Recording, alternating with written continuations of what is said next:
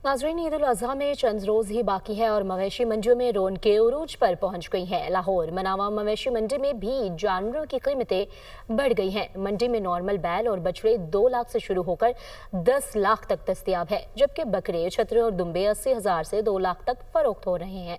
मज़ीद तफ़सीलात जानते हैं मोहम्मद बिलाल से। जी बिल्कुल, जैसे जैसे ईद उल अज़हा के दिन करीब आते जा रहे हैं, मवेशी मंडियों के अंदर रौनकें भी बहाल होती चली जा रही हैं। मैं इस वक्त मनावा की मवेशी मंडी के अंदर मौजूद हूँ। पिछले साल की निस्बत इस साल जो कीमतें हैं उसमें 2 से 3 गुना जो इजाफा है वो देखने में आ रहा है, जिसकी वजह से क़ुव्वत ख़रीद उनकी ख़त्म होती चली जा रही है। कुछ यहाँ पर हमारे साथ गाहक भी मौजूद है। आज सुबह से यहाँ पर वो मौजूद है, उनकी जानिब से मुख्तलिफ जो जानवर वो भी देखेंगे। मुझे बताइए कि आज आपने मंडी फिरी है सारी, कैसा लगा आपको? कितनी महंगाई है और क्या देखा, क्या ख़रीदा आपने? जो भी जानवर हमें पिछले साल मिल रहा था 1.5 लाख का, वो इस टाइम है तकरीबन 3.5 से 4 लाख का।